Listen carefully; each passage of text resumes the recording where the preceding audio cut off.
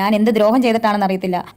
ഞാനൊരു 11 വയസ്സുമായിട്ട് നോക്കിയ ഒരു കുട്ടിയുണ്ട്. അവൻ ഇതുവരെ തിരിഞ്ഞു കയറിയിട്ടില്ല. എൻ്റെ ഈ ചാനലിൽ കൂടെ ഞാനിത് പറഞ്ഞാൽ ഇത് വലിയ വിവാദമാകുമെന്ന് എനിക്കറിയാം. പക്ഷേ വിവാദമാക്കാൻ പറഞ്ഞല്ല അവനോട് എനിക്ക് കുഴപ്പമില്ല, ക്ഷമിക്കുക. ആരും അത് വിവാദമാക്കരുത്. എനിക്ക് എൻ്റെ ഋതപ്പൻ എന്നെ അന്വേഷിക്കുന്നുണ്ട്. എനിക്ക് ഈ ചാനലിൽ കൂടെ നിങ്ങൾ പറഞ്ഞത് നിങ്ങൾ തെറ്റിദ്ധരിച്ചില്ല. ഒരുപാട് പേര് എന്നോട് ചോദിച്ചു വന്നോ എന്ന് കിച്ചു. ഇല്ല, വന്നിട്ടില്ല. എന്തോ ഫേക്ക് ന്യൂസ് ആയിരുന്നു. എന്തു ആകട്ടെ, കിടക്കുമ്പോഴത്തേനൊന്ന് വന്ന് കാണാൻ ആർക്കാണേലും എത്രയോ പേര് എന്നെ സ്നേഹിക്കുന്നു. എത്രയോ പേര് എവിടെ നിന്നൊക്കെ വന്ന്. പിന്നെ എനിക്ക് ഇൻഫെക്ഷൻ പറ്റാത്തതുകൊണ്ട് മാസ്ക് ഒക്കെ വെച്ചിട്ടാണ് എൻ്റെ റൂമിൽ വാതിക്കെ നിൽക്കുന്നത്. ഹായ് ഫ്രണ്ട്സ്, എല്ലാവർക്കും പുതിയൊരു വീഡിയോയിലോട്ട് സ്വാഗതം. എല്ലാവർക്കും സുഖമാണെന്ന് വിചാരിക്കുന്നു. അതുപോലെ തന്നെ എൻ്റെ വീഡിയോ പുതുതായിട്ട് കാണുന്നവരുണ്ടെങ്കിൽ ഒന്ന് സബ്സ്ക്രൈബ് ചെയ്ത് സപ്പോർട്ട് ചെയ്യുക. ഈ ഒരു വീഡിയോ നിങ്ങൾ FBയിലാണ് കാണുന്നുണ്ടെങ്കിൽ ഒന്ന് ഫോളോ ചെയ്യുക. അതുപോലെ യൂട്യൂബിലാണെങ്കിൽ ഒന്ന് ഹൈപ്പ് ചെയ്യാൻ മറക്കരുത് കേട്ടോ.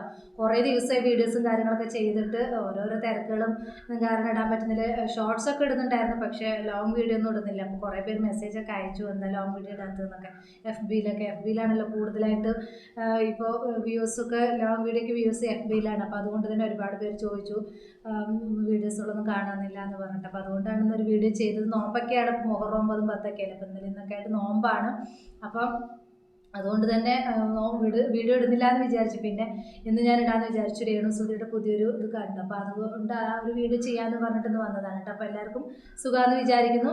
അതുപോലെ തന്നെ ഇപ്പോൾ നിങ്ങൾ രേണുവിൻ്റെ ഇത് കണ്ടതുപോലെ തന്നെ എന്താ പറയുക, ഇത് കിച്ചു വന്നിട്ടില്ല. കുറേ ഇതിൽ കണ്ടു കിച്ചു വന്നു എന്നുള്ളൊരു ഇത് കണ്ടു. പിന്നെ കിച്ചു വന്നിട്ടില്ല എന്ന് പറഞ്ഞിട്ട് രേണു ചെയ്തിട്ടുണ്ട്. കിച്ചു വരാതിരിക്കാൻ കാരണം എന്താണെന്ന് വെച്ചാൽ കിച്ചുവിലൊന്ന് വരായിരുന്നു. പക്ഷേ എൻ്റെ ഒരു ഇതായിട്ട് രേണുസുധിൻ്റെ ഭാഗത്ത് ഒരുപാട് തെറ്റുകൾ സംഭവിച്ചിട്ടുണ്ടില്ല എന്നൊന്നും പറയുന്നില്ല. പക്ഷേ ഈ ഒരു സിറ്റുവേഷനിൽ ക്യാൻസർ എന്ന് പറയുമ്പോൾ അത് മഹാരോഗമാണല്ലേ.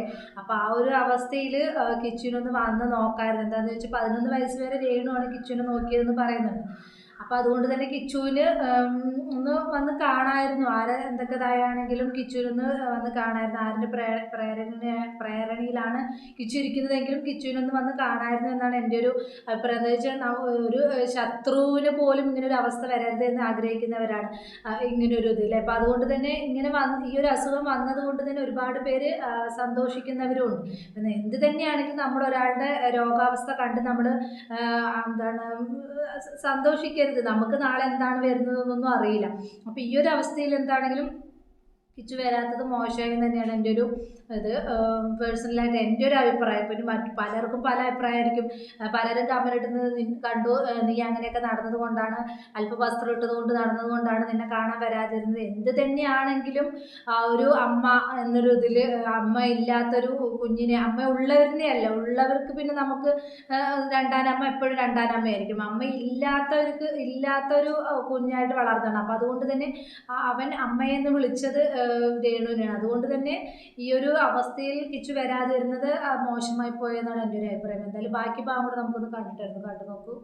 പിന്നെ ഞാൻ സത്യം പറഞ്ഞാൽ ക്യാൻസർ എനിക്ക് പേടിയില്ല. പക്ഷേ ഈ അവസ്ഥ, ഈ വേദന, എൻ്റെ കുഞ്ഞ്, എൻ്റെ വീട്ടുകാർ, എൻ്റെ ചേച്ചി, ചേട്ടൻ, എൻ്റെ സഹോദരങ്ങൾ, എനിക്ക് ചുറ്റും നല്ല കുറച്ച് ആൾക്കാർ, എസ്പെഷ്യലി കരിഷ്മ, എൻ്റെ ചേച്ചി, കുറച്ച് പേരുണ്ട്, എൻ്റെ ചേട്ടാപ്പി, സച്ചു, എനിക്ക് പേര് പറഞ്ഞാൽ പപ്പ, അമ്മ, ഇവരുടെ വേദനയാണ് എനിക്ക് സഹിക്കാൻ പറ്റാത്തത്. എൻ്റെ കസിൻസ് എനിക്ക് വേദനയൊന്നുമില്ല. എനിക്ക് പേടിയില്ല. ക്യാൻസർ കണ്ടീഷൻ എനിക്ക് സത്യം അറിയത്തില്ല. എന്താണെന്ന് എനിക്കറിയില്ല. എന്ത് സ്റ്റേജാണെന്ന് ചെറുതായിട്ട് അറിയാം. അത് സ്റ്റേജ് പോട്ടെ, ദൈവം ശക്തനായി വിളിച്ചു പറ്റുള്ളൂ. ഞാൻ പറഞ്ഞത് ഈ ഒരു ചാനൽ ഞാൻ പറയുന്നത് കീമോ ഫസ്റ്റ് കീമോ ആണ്. ഞാനത് കീമോയ്ക്ക് മുന്നേ തുടരെ മരുന്ന് കുത്തി, എന്തോ ആന്റിബോഡിയാണ് പറഞ്ഞത്. അങ്ങനെ സാധനം കുത്തുന്നതാണെന്ന് എനിക്കറിയില്ല. അത് ചില ലക്ഷം വില തന്നെയാണ്. അത് കുത്തിയാൽ എന്തായാലും ഇത് കറക്റ്റാവുന്നതാണ് ഞാൻ അറിയാം. എനിക്ക് മേഖലയോട് കാര്യങ്ങളൊന്നും അറിയില്ല പോലും. എൻ്റെ ആ ഒരു ഉപാപം ഓപ്പറേഷൻ സംസാരം വെച്ചിട്ട് മനസ്സിലാക്കിയത് ആന്റിബോഡി എല്ലാ പ്രാവശ്യം ഈ 17 കീമോയിലും കുത്തിയാണ്. അപ്പോൾ അങ്ങനെ കണ്ടീഷനാണ് ഞാൻ. അപ്പം കീമോ സ്റ്റാർട്ട് ചെയ്ത് ഉറക്കത്തിൽ അത് തന്നു. ഇഞ്ചക്ഷൻ മങ്ങിപ്പോയി. എൻ്റെ ചേച്ചിയുണ്ട്, ചേട്ടനുണ്ട്, നേഴ്സ് എല്ലാവരും ഉണ്ടായിരുന്നു. അത് നല്ല, ഞാൻ പറഞ്ഞ നേഴ്സുമായി ഡോക്ടറെ ദൈവമായിട്ട് ഞാൻ പറയാം. പല ദൈവമായിട്ട് തന്നെയാണ്. പ്രത്യേകിച്ച് എന്നെ നോക്കുന്ന നേഴ്സുമാരുടെ ഡോക്ടേഴ്സ് കോളേജിൽ മാലകമാർ തന്നെയാണ്. അവർ ഞാൻ അടുത്തറിയുമ്പോൾ ആ ദൈവികമായ സാന്നിധ്യം അല്ലെങ്കിൽ അവരുടെ ആ മാലകമാരുടെ ചെറിയ കീഴിലുള്ള ഒരു സാന്നിധ്യം ഞാൻ അറിയുന്നത് കുറച്ച് നിമിഷങ്ങളായിരുന്നു, കുറച്ച് ദിവസങ്ങളായിരുന്നു, കുറച്ച് വർഷമായിരുന്നു. എനിക്കിപ്പോൾ കീമോ 2-3 മരുന്ന് എനിക്ക് അറിയാം. ഞാൻ നല്ല മയക്കത്തായിരുന്നു. അതുപോലെ കഴിഞ്ഞു കീമോ എടുത്ത് എനിക്ക് എഴുന്നേറ്റ് നിൽക്കാൻ പറ്റില്ല. താമസം പോകണം. ഫുഡ് നന്നായിട്ട് കഴിക്കണം. 2 മണിക്കൂർ ഫുഡ് കഴിക്കണം. അപ്പം എൻ്റെ വീട്ടിലുള്ള ചേച്ചി വളരെ സ്നേഹത്തോടെ അവർ എന്നെ കൊണ്ട് കാർ വീട്ടിൽ വന്ന് കിടന്നത് എനിക്ക് ഓർമ്മയുണ്ട്. പിന്നെ എനിക്ക് തളർച്ച, അദ്ദേഹം ശരീരം അസല വേദനയാണ്. എനിക്ക് നടുവേദന, തലവേദന, എനിക്കറിയില്ല എന്തൊക്കെയാണ്. പക്ഷേ ഛർദ്ദിച്ചില്ല. ഞാൻ ഓക്കാൻ വരുന്നുണ്ട്. ചിന്ന വൈകി ഞാൻ ഇഞ്ചക്ഷൻ എടുക്കണം. BBC ആ ഇഞ്ചക്ഷൻ ഞാൻ ചെന്നത് എനിക്ക് ഓർമ്മ. ഇഞ്ചക്ഷൻ എടുത്തുകൊണ്ട് ഛർദ്ദിച്ച് മുഴുവൻ എൻ്റെ ചേച്ചി വേദനയോട് ഛർദ്ദിച്ച് പാവം അവശ നിലയിലായി. എന്നിട്ട് കൈക്കൂടെ ഗ്ലൂക്കോസ് കൂട്ടി വീട്ടിൽ വന്ന് വാങ്ങാൻ പറ്റുന്നില്ല. എനിക്ക് സങ്കടം വരുന്നത് എൻ്റെ വീട്ടുകാരെ ഓട്ടത്തിലുള്ള വേറെ ഞാൻ രാത്രി ഉറക്കില്ല. മയക്കത്തിൽ നിന്ന് ക്യാൻസറുകളായിട്ടുള്ള കാര്യം അതുപോലെ വേദന അനുഭവിക്കുന്ന നിമിഷങ്ങളാണ്. ഇപ്പം ഞാൻ എന്താ പറയുക, എൻ്റെ കുറ്റം പറയാൻ ഞാൻ കാര്യം പറ്റേ ഇന്നലെ ഹോസ്പിറ്റലിൽ പോയപ്പോൾ അറ്റൻഡൻസ് പറഞ്ഞാൽ ഞാൻ എന്ത് വന്നാലും ക്യാൻസറുകളുടെ ക്യാൻസർ കഴിഞ്ഞ ഫസ്റ്റ് കീമോൻ്റെ അനുഭവങ്ങളാണ് പുള്ളിക്കാരി പറയുന്നത്. ഒരുപാട് ബുദ്ധിമുട്ട് തന്നെയാണ്. നമ്മളെ എപ്പോഴും ആഗ്രഹിക്കുന്ന ഒരു കാര്യമാണ് ഈ ഒരു മാറാരോഗം, ഈ ഒരു അസുഖം ക്യാൻസർ എന്നൊരു മാറാരോഗം ആർക്കും വരുത്തരുതേ എന്ന് ചിന്തിക്കുന്നവരാണ് എല്ലാവരും. അതുപോലെ തന്നെ ഈ ഒരു അസുഖം വന്നിട്ട് ഒരുപാട് പുള്ളിക്കാരെ നെഗറ്റീവ് പറഞ്ഞവരെല്ലാം സപ്പോർട്ട് ചെയ്ത ആൾക്കാർ ആൾക്കാരാണ് എല്ലാവരും. ഇപ്പോൾ പുള്ളിക്കാരുടെ അടുത്ത് കാര്യങ്ങളൊന്നും പറഞ്ഞിട്ടില്ല.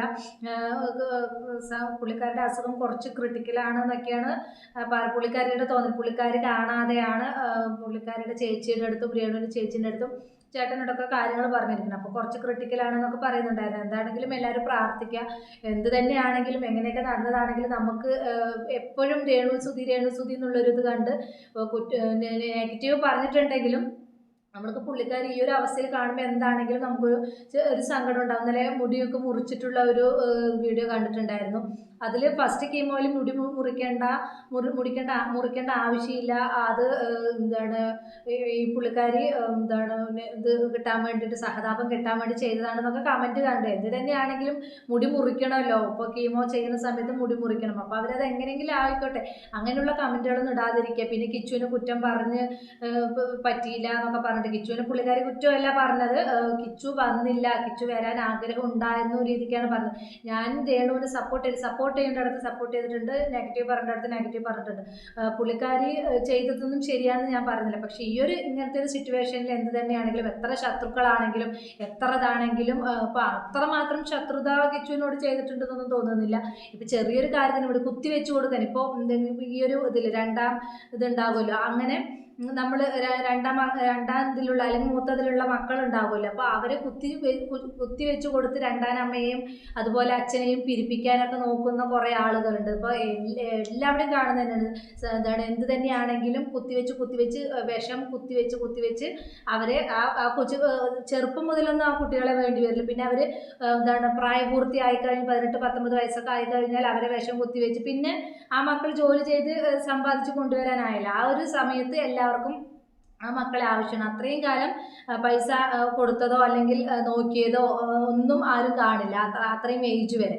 അത് കഴിഞ്ഞ് ഒരു 18-17 വയസ്സ് കഴിഞ്ഞ് പിന്നെ കുത്തിവെച്ച് കൊടുക്കാൻ ആളുകൾ ഇഷ്ടം പോലെ ഉണ്ടാവും. ആ കുത്തിവെച്ച് കൊടുത്തിട്ട് അവരെ തൻ്റെ ഒപ്പം നിർത്തും. എന്താണ് ആ ഒരു സമയം കഴിഞ്ഞ് പഠിപ്പ് കഴിഞ്ഞ് ഇഷ്ടം പോലെ പൈസ കിട്ടില്ല. അപ്പോൾ ആ പൈസ ഇവരിലേക്ക് വന്ന് ചേരുമല്ലോ എന്നുള്ള രീതിക്ക് കുത്തിവെച്ച് കൊടുക്കുന്ന രീതിക്കുള്ള ആളുകളുണ്ട്. അപ്പോൾ അതുപോലെ തന്നെ ഇത്രയും കാലം കിച്ചുവിനെ സുധിയുടെ വീട്ടുകാർക്കോ ഒന്നും വേണ്ടായിരുന്നു. ഇപ്പോൾ എന്താണ് കിച്ചുവിനെ ചേർത്ത് പിടിച്ചിട്ടുണ്ട്. ഞാൻ അവരെ ഇതാക്കി പറയുകയല്ല, എന്താണ് ഇപ്പോൾ ഇതാക്കിയിട്ടുണ്ട്.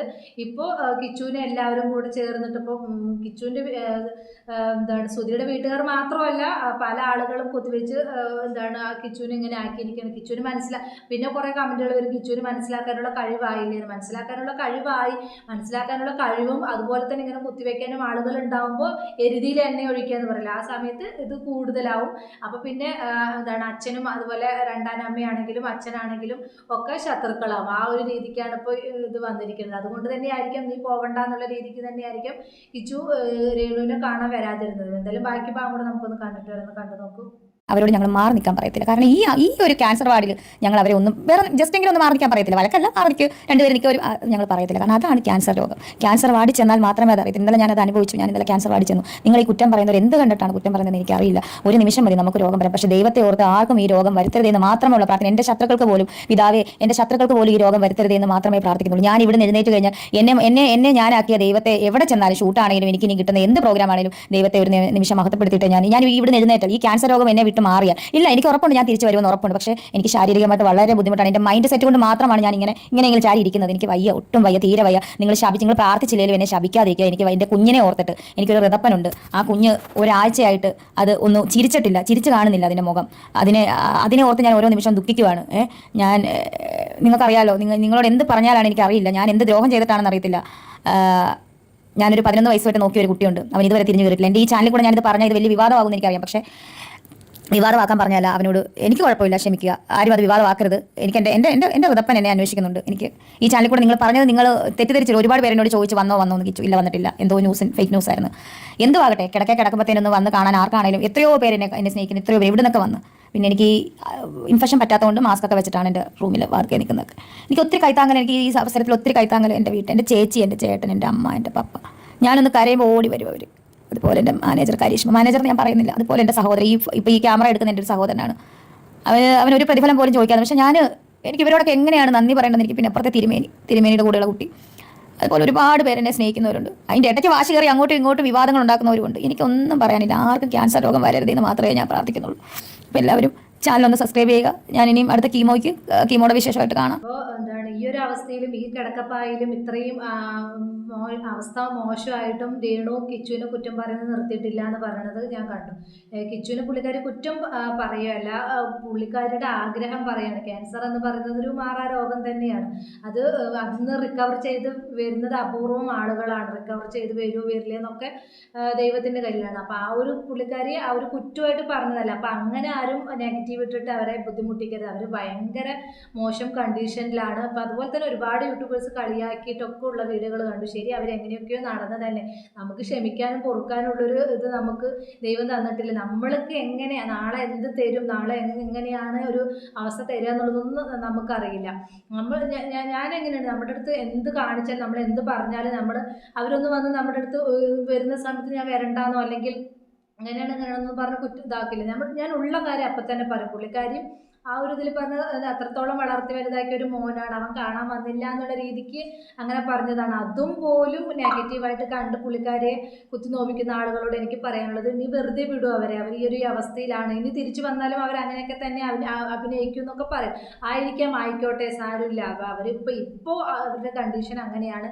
പ്രാർത്ഥനയാണ് വേണ്ടത്. ആ ഒരു കുഞ്ഞു മോനുണ്ട്, ആ കുഞ്ഞു മോന് വേണ്ടി അവർക്ക് ജീവിച്ചേ പറ്റുള്ളൂ. ആ കുഞ്ഞ് ചിരിച്ചിട്ട് ആഴ്ചകളായി എന്നാണ് പറയുന്നത്. അതൊക്കെ കേൾക്കുമ്പോൾ എങ്ങനെയല്ലേ നമുക്ക് സഹിക്കാൻ കഴിയില്ല. ഒരു അമ്മമാരായ നമുക്ക് ആർക്കും സഹിക്കാൻ കഴിയില്ല. അപ്പോൾ അവർക്ക് വേണ്ടിയിട്ട് അവരെ വെറുതെ വിടും. ആ മോന് വേണ്ടിയിട്ട് അവരെ വെറുതെ വിടും. അവർ എങ്ങനെയെങ്കിലും ജീവിച്ച് പൊക്കോട്ടെ. അവരുടെ ക്യാൻസർ എന്നുള്ള ഈ ഒരു മാറാ രോഗം അവരിൽ നിന്ന് പൂർണ്ണമായിട്ട് മാറട്ടെ. അവരെ ഒരുപാട് വേദന സഹിക്കുന്നില്ല. അവരുടെ ഒരു വിൽ പവർ കൊണ്ടാണ് അവർ ജീവിതത്തിലേക്ക് ഓരോ പടിപടിയായിട്ട് തിരിച്ചു വരുന്നത്. ഒരു കീമോ മാത്രമേ കഴിഞ്ഞിട്ടുള്ളൂ, ഇനിയും ഉണ്ട് 5 6 കീമൊക്കെ ഉണ്ട് എന്നുള്ളത് പറഞ്ഞത്. അപ്പോൾ അവരെന്തായാലും ആ ഒരു ഇതൊക്കെ കഴിഞ്ഞ് അവർ പൂർണ്ണ ആരോഗ്യത്തോടുകൂടി തിരിച്ചു വരട്ടെ എന്ന് ആത്മാർത്ഥമായിട്ട് തന്നെ ഈ വീഡിയോ കാണുന്ന നിങ്ങളെല്ലാവരും പ്രാർത്ഥിക്കുക. ഇനി കുത്തി നോവിക്കാതിരിക്കുക, അവർ ജീവിതത്തിലേക്ക് തിരിച്ചു വരട്ടെ. ഞാനും പുള്ളിക്കാരെ വിമർശിച്ചിട്ടുണ്ടില്ലെന്ന് പറയുന്നില്ല.